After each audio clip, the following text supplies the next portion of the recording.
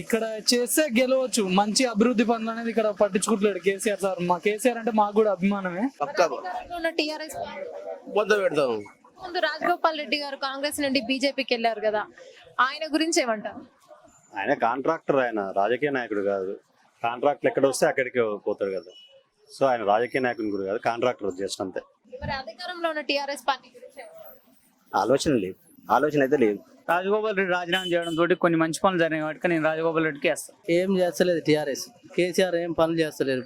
వ్యక్తిగతంగా అంత మంచి లీడర్లు లేరు కాంగ్రెస్ పార్టీలు. ఇక్కడ ఏ పార్టీ గెలుస్తారంటే ఎవరు పైసలు ఇస్తే వాళ్ళకి పైసలు ఓట్లు అయితే ఇస్తారు, అది కామన్. పార్టీలు పైసలు ఇస్తాయి, ముగ్గురు దగ్గర తీసుకుంటారు. కానీ మనిషికో మా ఇంట్లో ఒక 4 ఓట్లు ఉన్నాయి, మనిషికో ఓటు వేస్తాం. రాజగోపాల్కి వేస్తాం. మరి ఇన్నేళ్ల చరిత్ర ఉన్న కాంగ్రెస్ కి ఇక్కడ గెలిచిన కాంగ్రెస్ గురించి ఏమంటారు? కాంగ్రెస్ చాలా వీక్ అయిపోయింది దేశం మొత్తం మీద కాబట్టి ఇక వ్యక్తిని చేద్దామని అనుకుంటున్నాం. ఉప ఎన్నికలలో ఏ పార్టీకి మద్దతు ఇస్తారు? బీజేపీకి. ఎందుకని? ఇప్పుడు అవినీతి పాలన అంతమంది ఇస్తానికి రాజగోపాల్ రెడ్డి ముందుకు వచ్చిండు, ఖచ్చితంగా బీజేపీకి వేస్తాం. అధికారం టీఆర్ఎస్ పార్టీ ఉంది కానీ టీఆర్ఎస్ పార్టీ ఉన్నా కానీ టీఆర్ఎస్ పార్టీ కూడా మంచి పనులే చేస్తుంది కాబట్టి కొన్ని మంచి పనులు చేయడం రాజగోపాల్ రెడ్డి రాజీనామా చేయడం తోటి రాజగోపాల్ రెడ్డికి ఏదని నా అభిమానం అంతే. పైసలతో అని కాదు, అభిమానం వాళ్ళంటే అంతే. వెంకరెడ్డికి అయినా రాజగోపాల్ రెడ్డి అన్నదమ్ములైనా ఇక్కడ అభిమానం. పైసల గురించి అది పైసలు ఇచ్చినా ఇవ్వకున్నా అసలు నడుచుకుంటూ పోయాను, ఎంత దూరం ఉన్నా ఓటేసి వస్తాను నేను రాజగోపాల్ రెడ్డి అయితే.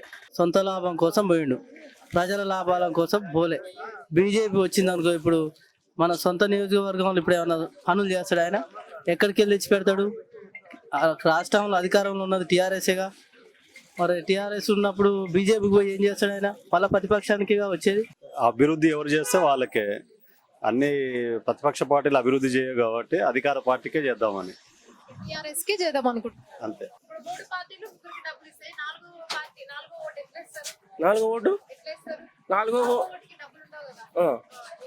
నాలుగో ఓటు డబ్బులు ఉన్నాయనంటే దాని క్యాండిడేట్ని బట్టి వేస్తాం. నిజాది చేస్తాం. అందరూ డబ్బులు ఇస్తున్నారు కదా, మరి అందరికి వేస్తాం తలా ఒకటి. పార్టీ బీజేపీ రాజగోపాల్ రెడ్డికి. వ్యక్తిగతంగా మంచి వ్యక్తి, ఎవరికైనా ఏదైనా ఆపుతున్నా ఏదన్నా ఎమ్మటే వస్తాడు. ఇబ్బంది ఉందంటే ఎటువంటి సహాయం చేస్తానికి ముందుంటాడు ఆయన. టీఆర్ఎస్ గవర్నమెంట్ ఎన్నేళ్ల నుంచో మంచి మంచి పథకాలు అవలంబిస్తున్నాయి కదా, వాటి వస్తున్నాయిలే కానీ దాని గురించి అని కానీ మా అభిప్రాయం అది లేదు. కాంగ్రెస్ పార్టీ కరెక్టే, ఉన్న చరిత్ర కరెక్ట్ గానే ఉంది కానీ ఇప్పుడున్న పొజిషన్ లో ముందు పోయేటంత కెపాసిటీ కాంగ్రెస్ పార్టీకి లేదు.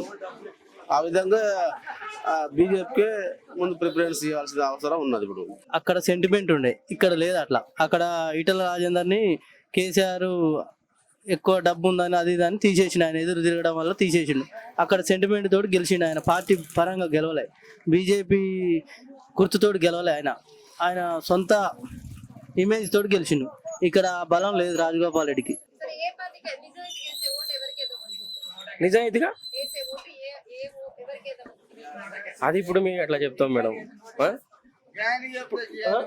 ఇప్పుడు ఎట్లా చెప్పగలుగుతాం? అది వాళ్ళన్న ఫ్యూచర్ లో వస్తే వేస్తాం పార్టీ తోట నేను. కానీ రాజగోపాల్ రెడ్డి అయితే ప్రజెంట్ ఉన్న ముగ్గురు వీటిలలో రాజగోపాల్ రెడ్డి బెటర్.